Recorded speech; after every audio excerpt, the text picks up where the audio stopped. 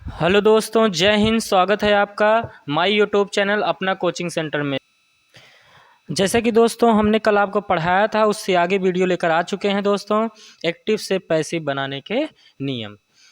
यहाँ पर देखिए दोस्तों, पहला रूल लिखा हुआ है, एक्टिव वाइज में आए ऑब्जेक्ट को पैसिव वाइज के सब्जेक्ट में लिख दिया जाता है। जैसे कि दोस्तों जैसे लिखा है यहाँ पर, आई ईट ए मैंगो। तो दोस्तों यहाँ पर क्या करना है कि ये जो है क्या है, ऑब्जेक्ट है। जैसे कि मैंने कल आपको बताया था, ट्रांसटिव वर्ब का पैसिव वाइज बनता है। ट्रांसटिव वर्ब का पैसिव वाइज में बनाते समय वर्ब से हम क्या या किसे का प्रश्न पूछते हैं। तो जैसे यहाँ पर पूछेंगे क्या, आई ईट ए मैंगो, मतलब कि मैं आम खाता हूँ, मैं आम खाता हूँ। तो यहाँ पर यदि हमें ऑब्जेक्ट नहीं पता था, हम क्या पूछेंगे, क्या, मैं क्या खाता हूँ, निकल के आया आम।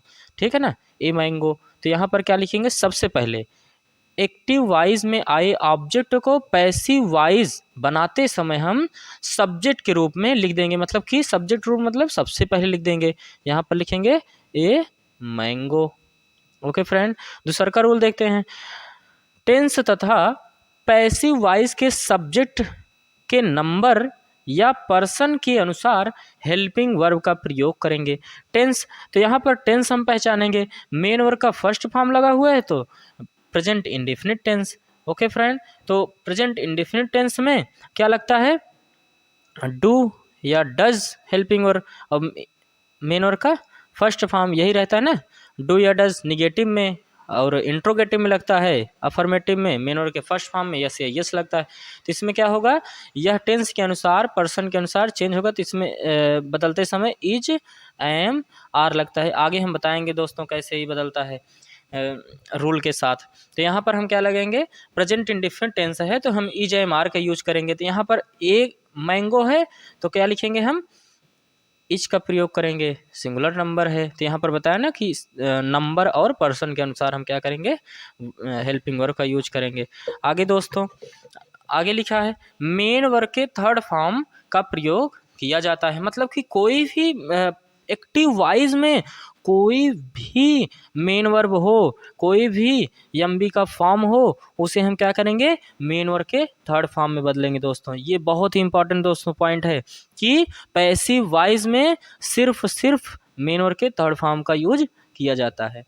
ओके दोस्तों, तो यहाँ पर मेन वर्ब के थर्ड फॉर्म क्या होता है, ईट का ईटन होता है। तो यहाँ पर लिख देंगे ईटन।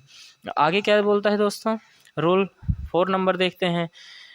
एक्टिव वाइज के सब्जेक्ट को पैसिव वाइज के ऑब्जेक्ट में लिख दिया जाता है। यदि एक्टिव वाइज के सब्जेक्ट में पर्सनल प्रोनाउन आया हो तो उसे पैसिव वाइज के ऑब्जेक्ट में ऑब्जेक्टिव केस में बदल देते हैं दोस्तों।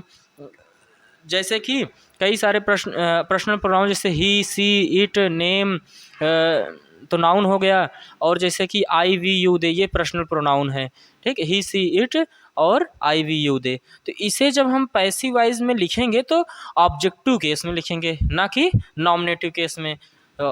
ओके दोस्तों, तो आगे देखिए अगला रूल क्या कह रहा है, पैसिव वाइज के ऑब्जेक्ट के पहले प्रीपोजिशन बाई का प्रयोग अवश्य किया जाता है। मतलब कि यदि हम इससे सब्जेक्ट को, एक्टिव वाइज के सब्जेक्ट को पैसिव वाइज के ऑब्जेक्ट में लिखते हैं तो इसके सबसे पहले क्या लगाएंगे, हम बाई का प्रयोग करेंगे। फिर इसके नॉमिनेटिव केस है ना, ये पर्सनल प्रोनाउन का नॉमिनेटिव केस है, तो इसे हम क्या करेंगे, ऑब्जेक्टिव केस में चेंज करेंगे। तो आई का ऑब्जेक्टिव केस क्या होता है, मी होता है। ओके दोस्तों, तो ये कंप्लीट हो गया। ऐसे ही आपको करना है, आपको ध्यान देना है। क्या ध्यान देना है कि एक्टिव वाइज के ऑब्जेक्ट को पैसिव वाइज बनाते समय सब्जेक्ट में ले आना है। ओके दोस्तों, टेंस और नंबर के अनुसार क्या लगाना है, सिंगुलर नंबर है, प्लूरल नंबर है, तो उसी के अनुसार आपको क्या करना है, हेल्पिंग वर्ब का यूज करना है। ओके दोस्तों, आगे देखिए, मेन वर्ब के थर्ड फॉर्म का आपको यूज करना है। ठीक, सिर्फ मेन वर्ब के थर्ड फॉर्म का, कोई भी मेन वर्ब हो एक्टिव वाइज में आपको थर्ड फॉर्म में चेंज कर देना है। और एक्टिव वाइज के सब्जेक्ट को पैसिव वाइज के ऑब्जेक्ट में लिखते हैं और उसके पहले बाई का यूज जरूर करते हैं। जैसे देखिए कुछ स्थान पर क्या होता है, कि बाई का प्रयोग नहीं किया जाता है। ज़रूरत के मुताबिक प्रीपोजिशन बाई का प्रयोग किया जाता है या नहीं भी, और इसके अलावा हम प्रीपोजिशन एट, टू, विथ आदि का प्रयोग भी कर सकते हैं। तो कुछ ऐसे भी वर्ब हैं जो बाई का प्रयोग अपने साथ नहीं करते हैं। जैसे नो हो गया तो नो के साथ टू का प्रयोग होगा, सेटिस्फाइड हो गया। ठीक, तो आगे हम इसको आपको विस्तार से बताएंगे किन किन वर्ब के साथ कौन कौन सा प्रीपोजिशन लगना आवश्यक है। ठीक है दोस्तों, देखिए दोस्तों, एक नोट और देख लेते हैं। जैसे कि जो भी बच्चे आगे चल के तैयारी करने वाले हैं तो उनको क्या होता है, एयरफोर्स, नेवी और अदर्स जो एग्ज़ाम है एसएससी वगैरह में, उसमें क्या होता है कि ऑप्शन वाला जो है क्वेश्चन दिए जाते हैं। तो ऑप्शन वाले में क्या होता है कि कभी कभी जो है आप रूल जो नहीं पढ़े रहते हैं, जैसे कि क्लासेस में और भी नहीं पढ़ाया जाता है, तो उसमें आपको ध्यान देना है कि हम इसीलिए चल रहे हैं कि विस्तार से एकदम पूर्ण जानकारी आपको देंगे।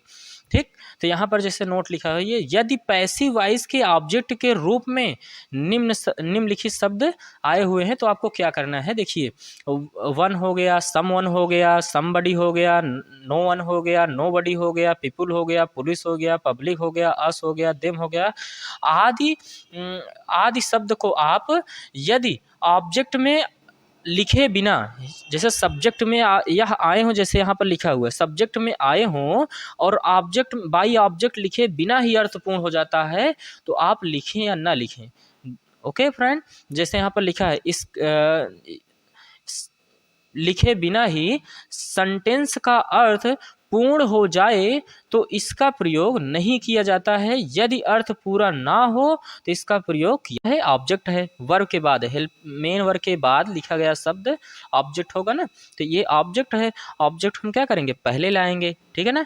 फिर उसके बाद हेल्पिंग वर्ब का यूज करेंगे, जैसे कि हमने आपको बताया था विल हैव बीन हो गया। यहाँ पर आगे आपको पढ़ने को मिलेगा क्यों यहाँ पर बीन हो जा रहा है।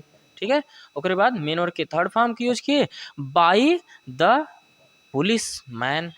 ये हम लिखें या ना लिखें अर्थपूर्ण है, क्योंकि यहाँ पर क्या लिखा है, the terror will have been cut, मतलब कि टेरर जो है, आतंकवादी जो है, टेररिस्ट जो है, क्या हुआ, पकड़ा जा चुका होगा। ठीक है ना दोस्तों।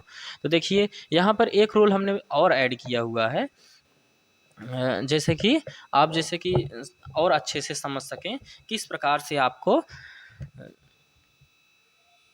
देखिए एक्टिवाइज और पैसिवाइज हमने जो है सिंपल रूल के रूप में यहाँ पर लिखा हुआ है सब्जेक्ट, हेल्पिंग वर्ब। जैसे एक्टिवाइज का स्ट्रक्चर क्या है, स्ट्रक्चर है कि सब्जेक्ट होता है सबसे पहले, फिर हेल्पिंग वर्ब, फिर मेन वर्ब, फिर ऑब्जेक्ट। तो आपको पैसिवाइज में कैसे करना है, जैसे यहाँ पर मैंने नंबरिंग की हुई है 1 2 3 4, तो आपको सबसे पहले क्या करना है, 4 पहले लिखना है, मतलब कि ऑब्जेक्ट को पहले लाना है सब्जेक्टिव केस में। ओके दोस्तों, ऑब्जेक्ट को पहले लाना है सब्जेक्टिव केस में। फिर उसके बाद क्या करना है, हेल्पिंग वर्ब नीचे आपको हेल्पिंग वर्ब लिखना है। ठीक है दोस्तों, आगे क्या करना है आपको, मेन वर्ब के कोई भी फॉर्म हो, फर्स्ट फॉर्म हो, सेकंड फॉर्म हो, थर्ड फॉर्म हो, फोर्थ फॉर्म हो, कोई भी फॉर्म हो, आपको क्या करना है, मेन वर्ब के थर्ड फॉर्म में ही लिखना है।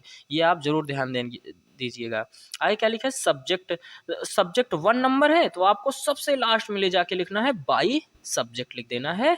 कौन सी केस में, ऑब्जेक्टिव केस में। जैसे यहाँ पर लिखा है ना, रेखा ईट्स द फूड, तो आपको क्या करना है, सबसे सरल तरीका क्या करना है, सबसे पहले ऑब्जेक्ट को सब्जेक्टिव केस में लाके लिख देना है। तो यहाँ पर द फूड सबसे पहले लिख दिया मैंने, फिर उसके बाद हेल्पिंग वर्ब का यूज किया, फिर उसके बाद मेन वर्ब के थर्ड फॉर्म का यूज करना है, फिर उसके बाद रेखा को लास्ट में ले जाके बाई रेखा लिख देना है। कितना सरल है दोस्तों।